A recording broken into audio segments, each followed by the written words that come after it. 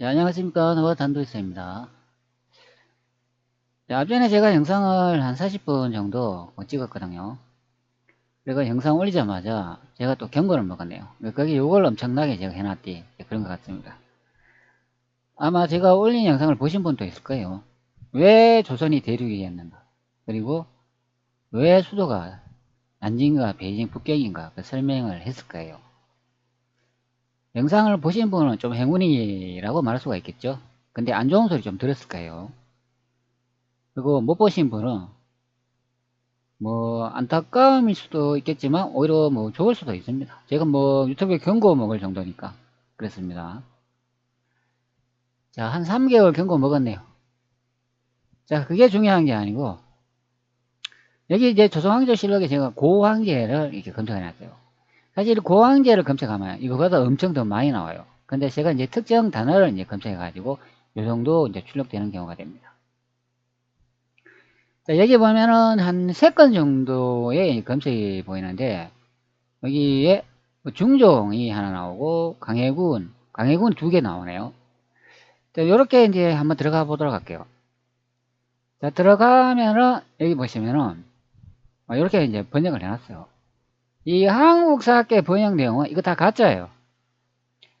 제가 이제 AI하고 많이 이렇게 전체 내용을 이렇게 해석해가지고 확인을 해봤는데 비슷하게 맞아. 비슷하게는 맞는데 태조고황제나 특정 사람이 이렇게 딱 나오잖아요. 그러면 엉터리로 해석하는 거예요. 없는 말을 만들어 가지고 막 해석을 합니다.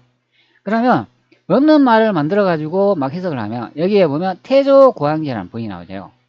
그럼 이분이 또 주원장으로 또 바꿔버리는 거야. 그리고 태조고황제가 이제 주원장이면 여기에 홍무라고 적혀 있는데 이분도 또 주원장 또 윤호가 되어버리는 거예요. 그러면 현재 보는 이 중종실록 이 내용은 조선왕조실록이 아니고 주원장실록으로 바뀌어버리는 거예요. 여러분, 이 대한민국 사학계가 얼마나 나쁜 짓을 많이 하는지 정말로 이 자들은 인간의 길을 포기한 것 같아. 이 조선왕조실록을 들여다보면. 자, 여기에 이제 조선국이 이렇게 나오죠. 태조고황제가 이성계로 해석을 되면은 조선국이라고 되어 있으니까 이게 자기 나라 일이야. 자기 나라 일을 서술한 거야. 그런데 태조고황제가 주원장으로 바뀌어버리면 여기 조선국이라고 하는 나라 있잖아요. 이거는 주원장에게 할애받은 나라로 이렇게 바꿔버린다. 그런 의미가 되는 거예요. 자, 그러면 여기에 이제 중종이 이 왕으로 이제 바뀌어버리는 거죠. 황제에서 왕으로 격화되어 버린다. 그런 의미가 되는 거예요. 그러면 고황제한테 아니면 고황제의 후손한테 할애받은 그 왕이 이제 중종으로 바뀌어버린다. 그런 설명이 되는 거예요. 여기 고황제라고 적힌 이 단어를 하나씩 다 살펴보면 지 마음대로 원래 뜻하고 달라. 자, 이 많은 걸 제가 다 해석을 해 드릴 수는 없으니까 그 대표적으로 제가 하나 보여드릴게요. 다시 이제 뒤로 돌아가 가지고 여기 세 번째 강해군 이렇게 제가 이거 한번 선택해가 들어가 볼게요. 이걸 이제 선택해 들어가면 여기다 보면 이거 다 각주야. 자, 이런 내용 보면은 이 각주 내용을 막 포함을 해가 막 해석을 하고 이제 막 그렇다 그런 의미가 됩니다. 자, 여기 빨간색으로 이렇게 나오죠.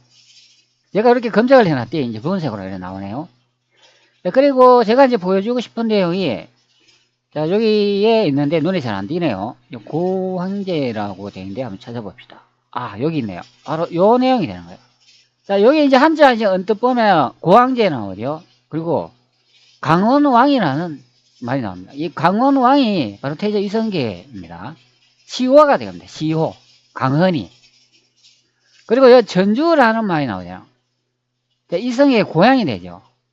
그런데 좀 이상하잖아요. 강헌이란 말이라고 전주가 나오는데 중간에 고황제가 엮여 있어요. 여러분 이제 상상이 가시죠? 안 봐도 뻔한 겁니다. 자, 고황제를 주원장으로 만들어놨다. 그런 의미가 되는 거예요. 태조 이성계 내용에 고황제가 등장을 하는데 이렇게 두 개 쌍으로 항상 등장을 해요. 그런데 해석은 두 명이 있는 것으로 그렇게 나누어 번역을 해놓는다. 그런 의미가 됩니다. 태조 이성계 시호 이름에 이렇게 고황제가 나오면 이게 같은 분이야. 그리고 전주 고향을 의미한다. 그런 의미가 되는 거예요. 자, 그러면 한국사학의 번역 내용을 한번 봅시다. 자, 여기에 아래쪽에 고황제가 나오는지.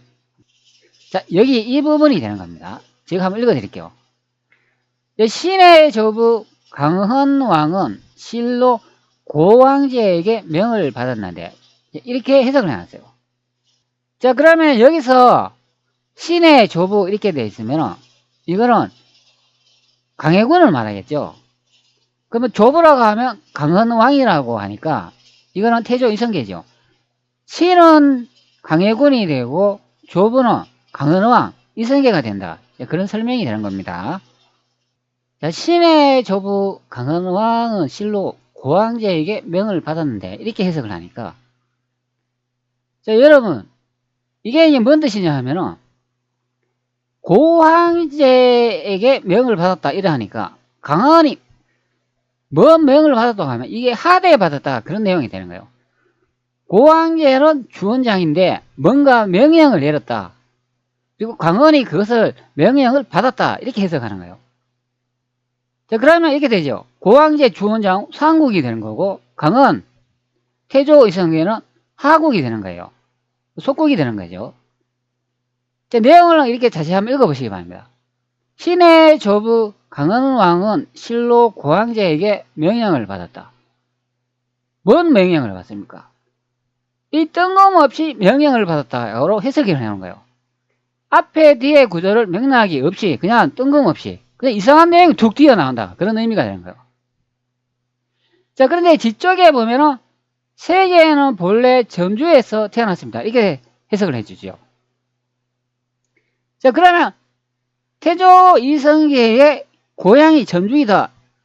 이것을 이제 말하기 위한 내용이에요. 그런데 갑자기 엉뚱맞게 고황제가 명령을 내렸다. 그러면 주원장이 태조 이성계의 전주의 고향에 명령을 내렸나? 뭐 이렇게 이해되는 거예요. 이게 엉뚱한 해석이 되는 겁니다. 자, 그러면 실제 내용이 뭔가? 바로 이거예요. 자, 제가 위에 원문을 이렇게 붙여놨잖아요.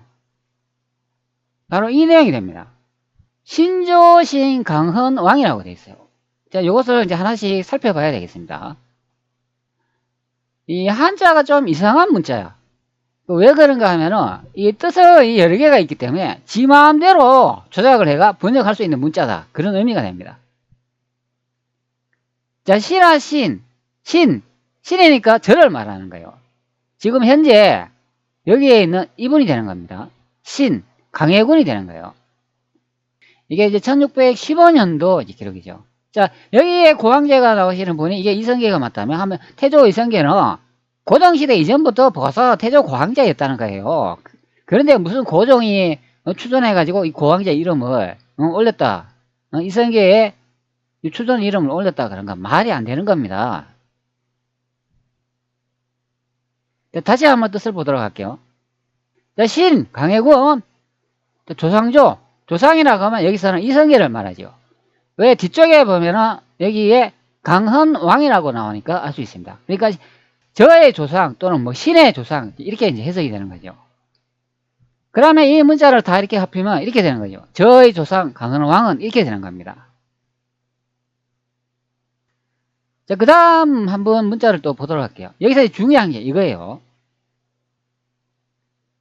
자, 이걸 이제 해석을 하면 어떻게 되냐면은 열매시라고 했어요. 열매라는 말이 나오잖아요. 이거 과일이잖아요. 과일.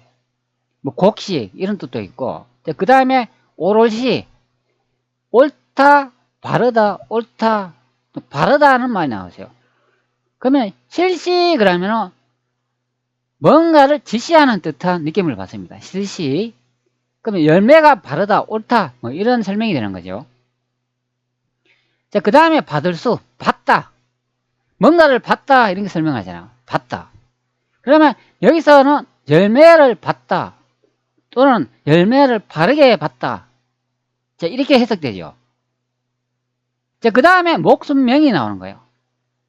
자, 목숨은 사람의 명운이 되는 겁니다. 사람이 태어났을 때 간 운명이 되는 거죠. 자, 그럼 어떻게 해석할까요? 열매와 목숨을 받다 이렇게 해석이 되죠. 열매와 목숨을 받다. 자, 그런데 한국사학계 해석 내용을 한번 보도록 할게요. 고황제에게 명을 받았는데 이렇게 해석하세요. 고황제에게 명을 받았는데 자, 여기서 명이라고 하면 이게 열매 되는 거죠. 목숨명, 목숨을 받다 이렇게 해석되는 거예요. 근데 강헌이 목숨을 고황제한테 어떻게 받습니까? 여러분, 태조 이성계가 태어났는데 어떻게 고황제한테 나의 생명을 받나요? 이게 해석이 좀 이상한 거예요. 자, 왜 그런가 하면 여 뒤에 본래 전주에서 났습니다, 태어났다고 설명을 하잖아. 그러면 고황제가 이성계의 목숨을 내려주었나요? 이 원문을 보면 고황제가 이성계의 어머니인가요? 목숨을 내려줬다며. 그럼 목숨을 내려줬다면 탄생 아닙니까? 탄생. 그러니까 이게 엉터리 번역이라는 거예요. 자, 그 다음 뜻을 계속 살펴보도록 할게요. 자, 목숨명 나오고, 그 다음에 어조사, 어조사는 그냥 문맥이 자연스럽게 흐르도록 붙여주는 거예요. 자, 그 다음에 고황제, 이렇게 나오지 않습니까? 고황제. 자, 그러면 고황제가 열매와 목숨을 내줬다, 이렇게 해석되는 거죠. 자, 그런데 여기서는 열매와 목숨을 내려주었다, 그럼 뭔가가 좀 이상하잖아요. 고황제가 여성도 아니고 뭐 이성계를 낳은 어머니도 아닌데 왜 고황제가 왜 목숨을 내려주냐, 그런 설명이 되는 거예요. 자, 그래서 제가 이렇게 해석해 놨죠. 열매를 얻고 목숨을 받은, 이렇게 해석을 해 놓은 겁니다. 자, 그 다음에 이세계본 출전주라고 되어 있습니다. 자, 말 이름이 순접, 어접, 접속사가 됩니다. 이거는 뭐 또는 너, 이렇게 되는 거죠. 자, 너라고 하면 여기서는 이제 강헌대왕 이성계를 이제 부르는 말이에요. 자, 그 다음에 대세, 뭐 세상, 세상의 의미가 있습니다. 자, 그 다음에 열계, 뭐 세상을 잇다, 이제 그런 의미죠. 그 다음에 또 밑본이 나오죠. 세상을 이 본, 이렇게 되죠. 그 다음에 날출, 본출, 나다. 세상에 태어나다, 이렇게 되는 거예요. 그리고 어디서 태어나냐? 여기 운전할 전, 전주. 전주에서 태어나다, 이렇게 설명이 되는 거예요. 본, 특히 전주가 보통 이성계의 본과라고 하잖아요. 본이라고 하니까 바로 전주에서 태어났다, 그런 설명이 되는 거예요. 그럼 이렇게 해석이 되죠. 본향이 전주 출신이다, 이렇게 되는 겁니다. 그러면 이걸 전체적으로 이렇게 나열하고 해석하면은 저의 조상 강헌은 열매를 얻고 목숨을 받은 고황제이시니 본향이 전주 출신이다, 이렇게 해석되는 거예요. 자, 그러면 강헌왕 이성계는 고황제이다, 같은 분이라는 내용이에요. 강헌왕 태조 이성계가 고황제이신데 그의 태어난 곳이 전주다, 이렇게 설명하는 겁니다. 전주. 자, 그러면 이렇게 이제 해석을 하면은 조금 이렇게 매끄럽지 않지 않습니까? 그럼 이걸 좀 따듬으면 아쪽처럼 이렇게 되는 거예요. 자, 저의 손조이신 강헌께서는 실로 천명을 받은 고황제이시며 그 혈통은 본래 전주에서 나왔습니다, 이렇게 해석되는 거예요. 자, 여기 이제 위쪽에 보면 열매를 얻고 목숨을 받은이라고 되어 있잖아요. 그러면 요거는 태어나는 것을 강조하는 거예요. 아니면은 누군가에게 뭔가를 이렇게 받았다, 그런 해석이 되는 거죠. 그러면 이거는 천명이라고 해석을 하면 되는 거예요. 태조 이성계께서 자신이 왕이 될 때 천명을 받았다고 이야기했습니다. 그러니까 여기 고황제라는 이 호칭이 바로 천명을 상징한다, 하늘의 뜻이다, 그런 의미가 되는 거예요. 이 고황제라는 게. 왜? 앞에 높을 고자가 들어가 있잖아요. 높다. 높은 거는 하늘이다. 하늘에서 내려준 그런 명운이다. 그러니까 천명이다, 그렇게 해석된 겁니다. 자, 그러면 전체 이렇게 해석되는 거죠. 다시 한번 읽어드릴게요. 저의 손조이신 강헌왕께서는 실로 천명을 받은 고황제이시며 그 혈통은 본래 전주에서 나왔습니다. 자, 이렇게 해석되는 겁니다. 자, 그럼 대한민국 사학계 해석 내용을 한번 볼게요. 자, 이게 얼마나 엉터리 해석인지.